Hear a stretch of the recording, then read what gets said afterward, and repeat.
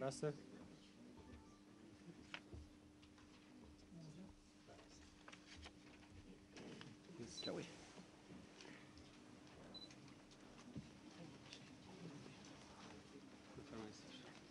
بسم الله الرحمن الرحیم. خبرنگاران عزیز خوش آمدید. امروز در این کنفرانس خبری دکتر داکتر صبا ولی محترم ولایت درهرات، آقای ویلیام برونفیلد معین با مواد مخدر و امور انفاذ قانون و آقای استیفن مکفرناند سفیر ایالات متحده آمریکا در کابل در امور حاکمیت و تنفیذ قانون. بسم الله الرحمن الرحیم. امروز خوشحال هستیم که معاون محترم وزیر خارجه امریکا و سفیر محترم از کابل به هرات تشریف آوردن با تیم همکارانشان و بیشتر فوکس صحبت ها و سفری که این دوستان داشتن حمایت و چگونگی رسانیدن کمک های بیشتر به سکتور عدلی و قضایی در ولایت هرات و به سکتور مبارزه با مواد مخدر بود. ملاقات های بسیار مفصل با تیم همکاران ما در ولایت داشتند، با جناب رئیس محکمه استیناف، با جناب رئیس سالن‌والی استیناف. بعداً دیداری داشتن از پروگرام ترینینگی که بر سکتور عدلی و قضایی فعلا در سالن شاه امان الله قاضی دایر هست و بعداً هم ما یک ملاقات بسیار مفصل جمعی داشتیم که یک بار دیگر تعهدات دولت ایالات متحده آمریکا را در حمایت از سکتور عدلی و قضایی برای تأمین و تقویت حاکمیت قانون در افغانستان برای ما هم در اینجا تاکید کردند و از جانب ولایت هرات به حیث یکی از حکومت‌های محلی در افغانستان هم بر از اینا اطمینان داده شد که تمام سیستم حکومتی ما برای تقویت حاکمیت قانون و بالاخره برای مبارزه با مواد مخدر که یکی از بلایای بسیار بزرگ اقتصادی و اجتماعی در افغانستان است، تلاش‌های همه جانبه پایدار و مستحکم صورت خواهد گرفت. تشکر.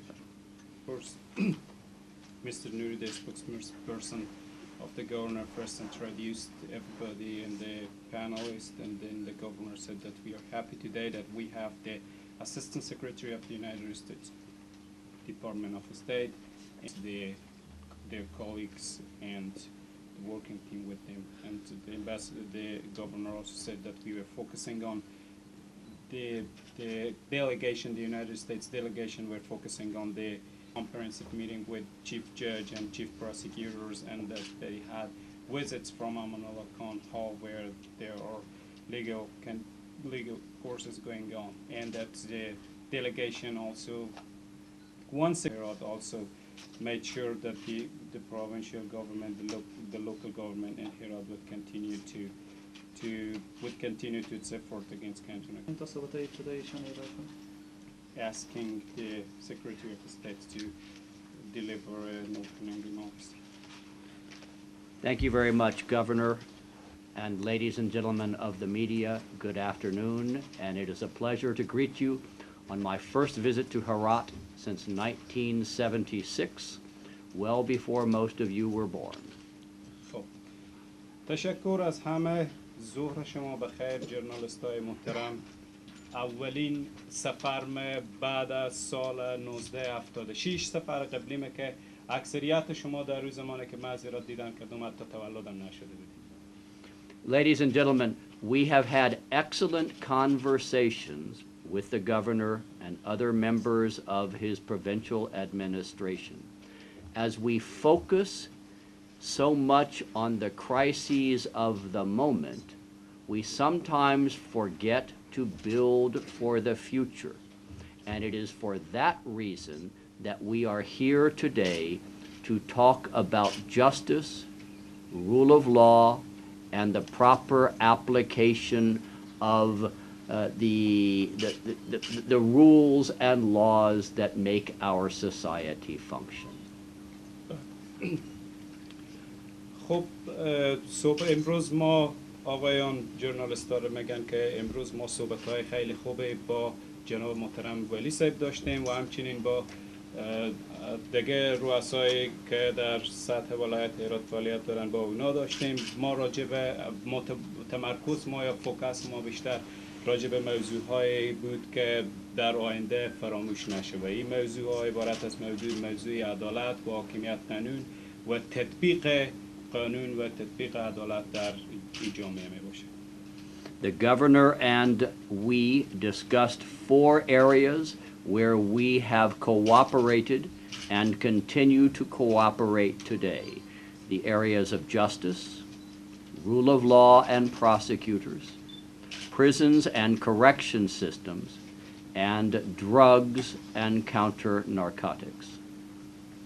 امروز ما همراه جناب محترم ولی صاحب راجع به 4 موضوع بیشتر تمرکز داشتیم که این موضوع ها ما همکاری هایی بود که ما در عرصه های در 4 عرصه به عمل میاریم که عبارت از عدالت، سیستم عدلی و قضایی، حاکمیت قانون و موضوع زندان ها و همچنین مسئله حاکمیت قانون، زندان ها و مواد مخدر و مبارزه با مواد مخدر.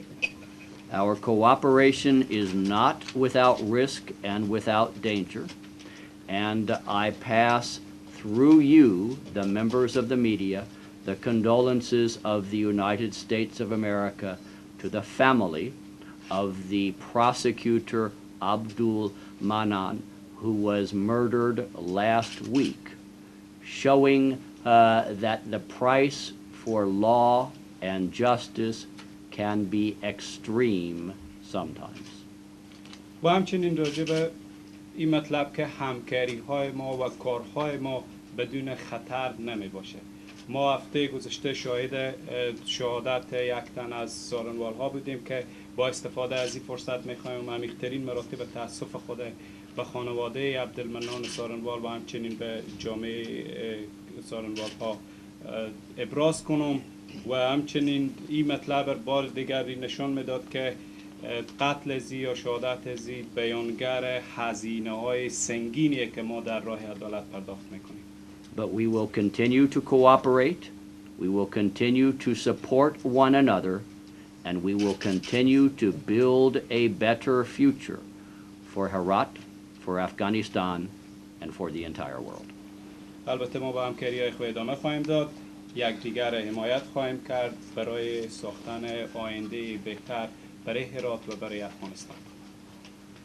تشکر از Well, thank you very much. For me, it is a great pleasure to return to Herat. It is always a pleasure to speak with the governor, local authorities, about the important cooperation that exists between Heratis and Americans. Afghanistan is entering an important period of transition, but on behalf of Ambassador Crocker, I would like to underscore that our vision, which of course is subject to what the government of Afghanistan wishes, but our vision of our relationship is that there will continue to be a very strong partnership between Afghanistan and the United States after 2014. خب تشکر. برای من جای بحث افتخاره، یک افتخار بسیار بزرگه که ما تونستم بار دیگر از ولایت هرات دیدن و عمل بیاورم. برای من جای بحث افتخاره که تونستم با ولی صاحب محترم هرات یک بار دیگر و همچنین با برخی از رؤسای دیگر ادارات ولایتی دیدن کنم و با اونا صحبت‌های داشته باشم.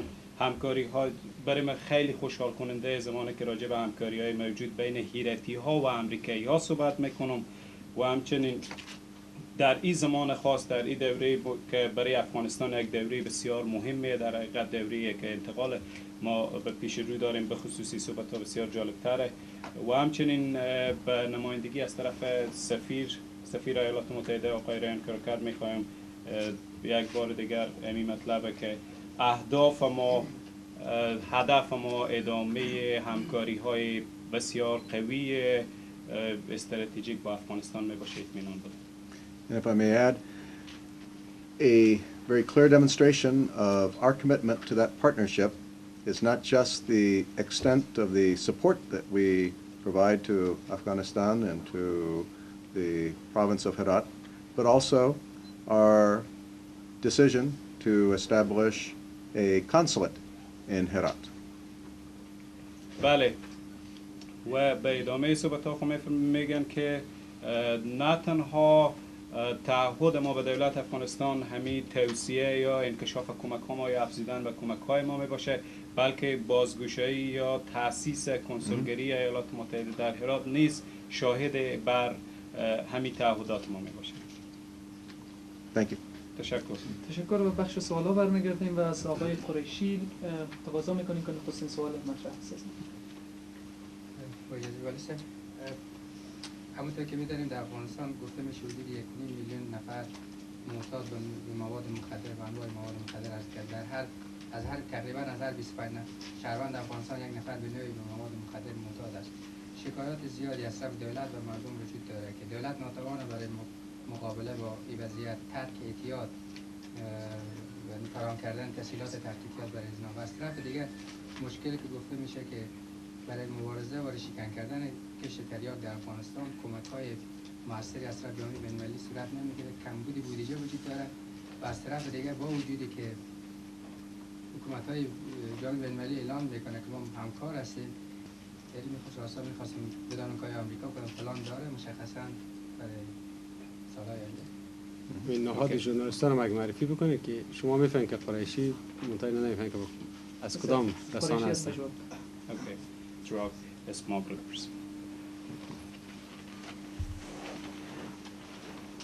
Ladies and gentlemen, we have learned a lesson over the last 50 years that there is no country that is just a producing nation or a transit nation or a consumption nation. We are all tied together as a global community that shares responsibility for narcotics abuse. خب آقایان محترم و آقایان و خانم‌های محترم، در 50 سال گذشته ما این موضوع را آموختیم که در جهان هیچ ملت نیه که به تنهایی بتونه کار بکنه و به تنهایی بتونه موفقیت به دست داشته باشه در همین عرصه مبارزه مواد مخدر. ما همه با هم کار میکنیم، همه با هم، کل ملت‌ها با هم در این عرصه باید کار کنند. Herat itself, the province of Herat, is a victim of its geography. Herat sits at the crossroads of two major narcotics trafficking routes. One that moves west to the republic to the west of Afghanistan, and the other that moves north to the Central Asian republics in the route to a market in Russia and Western Europe. در حقیقت هرات از نظر جغرافیایی قربانی شده. به چی خاطر؟ به خاطر که در سر راه دو جاده بسیار کلان قرار گرفته که یکی از این جاده ها منتهی میشه به جمهوری که در غرب هرات قرار داره و یک جاده دیگه هم به جمهوری های آسیای میانه که نهایتاً به روسیه منتهی میشه قرار گرفته. Narcotics traffickers in the 21st century pay their networks in product. They do not pay in currency. They pay with heroin or cocaine or morphine or methamphetamines, and by so doing they create a market of more consumers and more abusers of drugs. در قرن 21 قاچاقبران مواد مخدر بیشتر توجه خود به روی به مصرف رساندن مواد مخدر در اقسام مختلف مانند مورفین و هیروین و انواع و اقسام مختلف دیگر مواد مخدر توجه خود جلب کردن تا بتونن تعداد مصرف کننده های بیشتر داشته باشن. My government cooperates with the government of Afghanistan in its efforts to combat illicit drugs.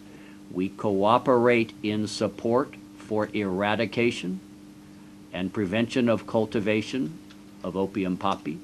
We cooperate with Afghan law enforcement in interdicting the shipment and transportation of narcotic products, but we also cooperate in efforts to reduce demand and support treatment centers throughout the Republic. دولت ما با دولت افغانستان در عرصه‌های مختلف مبارزه با مواد مخدر فعالیت میکنه که از این جمله در عرصه ریشه‌کن کردن مواد مخدر، در عرصه تنفیذ قانون، در عرصه جلوگیری از ترافیک و حمل و نقل از این مواد و همچنین در عرصه‌های کاهش تقاضا برای مصرف مواد مخدر و همچنین ایجاد مراکز صحیح برای معتادین میباشه. Drug abuse and drug addiction in Afghanistan is not just a problem for Afghanistan. Drug addiction in the United States is not just a problem for the United States. We are partners in this effort. We must work together. As we work together, we will build better communities and a better future for both our nations and for the entire world. مواد مخدر، کشت مواد مخدر، استفاده مواد مخدر یک مشکل تنها برای افغانستان نیست و همچنین همین مسئله یک مشکل تنها برای ایالات متحده نیست.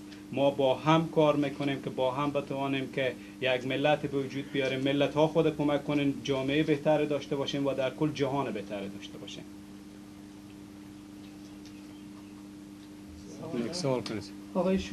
Okay. Well, it's a very good question. As the Assistant Secretary mentioned, we have very broad areas of cooperation with the government of Afghanistan in justice and law enforcement. Start with that. خب سوال بسیار خوبی بود. جناب معاون صاحبم پیشتر راجع به موضوع همکاری‌های وسیع در زمینه عدالت، در زمینه عدالت و سیستم عدلی قضایی صحبت کردن. In addition to American cooperation, there's been substantial cooperation on behalf of ISAF, on behalf of other countries, as well as other international institutions. بعد پهلوی همکاری‌هایی که از طرف ایالات متحده میشه، همچنین کمک‌های از طرف آیساف و کشورهای جامعه ملل نیز در این عرصه‌ها شده. Notwithstanding the large amounts of assistance, however, the needs in Afghanistan, understandably after many years of war, are huge. خب نیازها با درک این مطلب که کمک‌ها شده، اما این موضوع نیز این مطلب نیز متوجه ما میشه که در افغانستان بعد از دهه‌ها یا بعد از مدت‌های زیاد جنگ نیازها هم بالا رفته، سطح نیازها هم زیاد شده. And while you have focused on the issue of resources to make offices work, which are very important, با توجه به این مطلب که ما در حقیقت متمرکزیم بر روی همین مسئله که پیشتر شما گفتیم. there are other areas that have also required considerable investment, and those include, in particular, education of law school students. And there, the United States has been working very hard with faculties of law and Sharia throughout the country. عرصه های دیگه هم به پهلوی از این عرصه که شما گفتین، عرصه های دیگه هم وجود داره که نیاز به سرمایه گذاری داره. این عرصه های یا این زمینه های عبارت از موضوع تعلیم و تربیه و موضوع کمک به مسائل حقوقی که ما در زمینه همکاری با فاکولته های حقوق و فاکولته شریعه نیز فعالیت های داشتیم. We've also been a strong supporter of the stage training for judges. ما همچنین پروگرام ستاج که برای قضات می باشه نیز به شدت کمک کردیم. Training programs for police. پروگرام های تعلیمی برای پلیس فراهم آوردیم. Continuing legal education for judges and for prosecutors and for public defenders, including a program that was carried out that is being carried out today at the governor's compound for prosecutors. و همچنین تعلیمات دوامدار حقوقی که برای سارنوال ها و برای قضات به وجود آمده تشکیل شده که امروز ما از یکی از اینا دیدن به عمل آوردیم، از یکی از صنفایی که در حال اجرا بود دیدن به عمل آوردیم. At the request of the government of Afghanistan, the United States and other members of the international community have committed to providing about 50% of cooperation through the national budget. And the purpose is to make sure that decisions about where to allocate resources are increasingly made by the government of Afghanistan, which is what it should be. خب و بنا به تصمیم دولت افغانستان، بنا به تقاضای دولت افغانستان 50% از کمک‌های ایالات متحده از طریق دولت افغانستان به مصرف میرسه که دولت افغانستان در حقیقت تصمیم گیرنده از این مطلبه که این پول به کجا به مصرف برسونه که در حقیقت هم باید چنین عمیق قسم باشه. It's a fact of life that there will never be enough resources to do everything that is necessary. But we are confident that now there is a system in which the government of Afghanistan can be making the basic decisions as to where to allocate the resources. And we share your concern. We obviously want to do everything we can to make sure that the judges and prosecutors and police here have the resources to do their job with. بله این موضوع متوجه هستم که همیشه ما نمیتونیم کل منابع در همه عرصه ها داشته باشیم. سیستمی که دولت افغانستان فعلا یک سری منابع تخصیص داده شده که دولت افغانستان به مصرف میرسونه. نگرانی ها شما ما درک میکنیم، نگرانی ها شما متوجه ما هستی، نگرانی ها ما درک میکنیم و همکاری های هم با دولت افغانستان ما داریم در حل از این موزل و در تجهیز ساختن ادارات تنفیذ قانون. تشکر از آقای آژن از روزنامه 8 صبح. تشکر. سوال متوجه داکتر صاحب است. تقریبا از آغاز حیات جدید سیاسی افغانستان در 10 سال به این طرف تلاش ها برای کار به شکل گسترده در افغانستان هست. هنوز فساد بسیار بیداد میکنه در ادارات افغانستان. مثلا امارات هم مجزا از این وضعیت نیستند. این تلاش از طرف جامعه جهانی به خصوص کشور امریکا صورت گرفته و تا به حال به اون شکل درست جواب ندادن. فکر میکنن این دیدارها و این حمایت‌های جدید حالی مکانیزم جدیدی هست یا طرح جدید ارائه میکنه که بالاخره این وضعیت پرچالش یک مقدار رفع شه یا یک دورنمای جدیدی را در نظر گرفتن تا بالاخره ما بتونیم از این مشکل به شکل بیرون شویم. تشکر. من فکر میکنم 10 سال گذشته در افغانستان نو یک زمان بسیار دور و دراز به نسبت دشواری ها و فروپاشیدگی های گسترده‌ای که در کشور ما رخ داد نیست و کارهای زیادی اگر انجام شده کارهای بسیار زیادی هم باقی مانده. از جمله مسئله که شما اشاره کردین، مسئله فساد تنها مسئله سیاسی نیست، مسئله نیست که به لکچرها و به توصیه ها باید حل شود. مسئله اصلاح اداره است و مسئله ساختن نظامی که بتانه زمینه های فساد بخشکانه. من یقین دارم که هنوز راه بسیار دور و درازی را در این رابطه پیش داریم و خامخا شما از ولایت هرات یاد کردیم. ولایت هرات هم مثل همه ولایت های افغانستان دنبال کننده پالیسی ها و پروسیجر هایی است که دولت مرکزی افغانستان را طرح میکنه و ما رو تطبیق میکنیم. آمدن دوستا در اینجا و تجدید تعهد بر ادامه کمک ها در حقیقت ضمانتی هست برای تداوم حرکتی که مردم افغانستان برای اصلاح در پیش دارند و ما یقین دارم که با تکمیل پروسه انتقال و گام گذاشتن به تحولی را که باید پروسه انتقال منتج شود، دستاوردهای بیشتر در عرصه حاکمیت قانون به خصوص در اصلاح ادارات عدلی و قضایی و در کل در اصلاح اداره حکومت افغانستان به وجود خواهد آمد و یقینا دولت افغانستان بدون کمک های بین المللی به خصوص کمک سخاوتمندانه ایالات متحده امریکا هرگز قادر نخواهد شد تا او آرزوهای دیرینی مردم افغانستان که یک جامعه مرفه و با عزت و دولت پایدار و موفق باشه و او دسترسی پیدا بکنه. تشکر. In the body of Afghanistan government and even in the offices here in Herat. There has been support by the United States in the eradication of this problem, in eradication of corruption. We as the local or provincial government of Herat are following the procedures and doctrines that are made in Kabul. The visits of our friends from the United States and from other communities is a 11 ساله که حدود 46 کشور در افغانستان موجوده، ولی در قسمت قانونمندی و قانون مداری عملا اقداماتی صورت نگرفته و هنوز هم جنگسالاران و نیروهای گذاشته در قدرت افغانستان قایم هستند که همین حضور باعث شده که تا به جای قانون جورمندان تصمیم بگیرند. با وجود تلاش‌های مقام محترم ولایت، نهادهای عدلی و قضایی و به خصوص امنیتی به علت تعدد قدرت‌ها که مورد حمایت جورمندان قرار دارند هنوز هم قانون نادیده نشده است. آیا طی 2 سال آینده که وقت اندک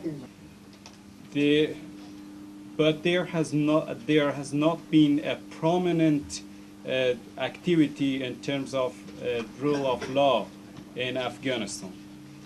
The warlords are still in the government, the warlords are still powerful and they are still in the government. Do you think in the coming 2 years there will be a change while there has not been a big change within 11 years?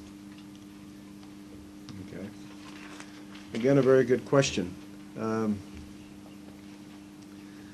Our experience in our country is that justice and rule of law is a very long-term process.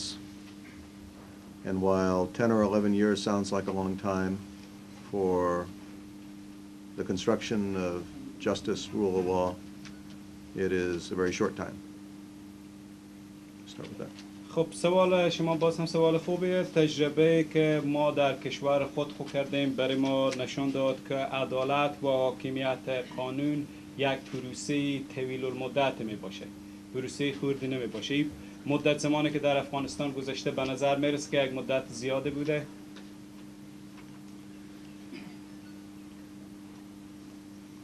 There are many Afghans who, inside and outside the government, have talked to us about the challenges that they're facing in terms of justice and rule of law.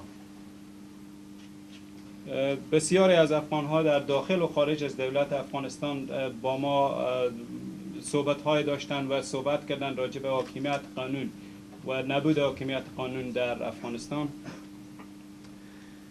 Speaking as a foreigner, I appreciate the improvements that have taken place in the last 11 years. That said, I can also appreciate that there is much to be done. منیسه یک خارجی از پیشرفت‌هایی که تا به حال شده من میتونم تقدیر کنم و از فعالیت‌هایی که در آینده هم خواهد شد فقط میتونم تقدیر کنم. We have a close relationship with the government of Afghanistan and with the institutions that are carrying out rule of law and law enforcement. ما با دولت افغانستان و با نهادهای تنفیذ قانون یک رابطه بسیار تنگاتنگ ایجاد کردیم. And that's a cooperation that we look to continue not just for the next years until transition, but after transition as well. این فعالیت، این همکاری خود یا این رابطه نزدیک خود نه تنها ما تا زمان انتقال بلکه بعد از دوران انتقال نیز ادامه خواهیم داد.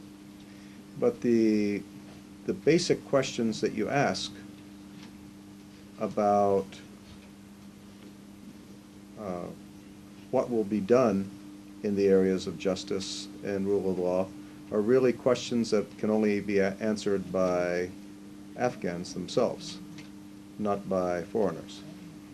و سوال جز از سوال شما که در 2 سال آینده چی خواهد شد، این سوال در حقیقت باید توسط خود افغان‌ها جواب داده شد در مسئله حاکمیت قانون نه توسط خارجه. تشکر از همه که در این کنفرانس خبری با ما اشتراک کردن. ممنون بزرگ. بسیار تشکر از همه شما. بدون سپاس. Thank you.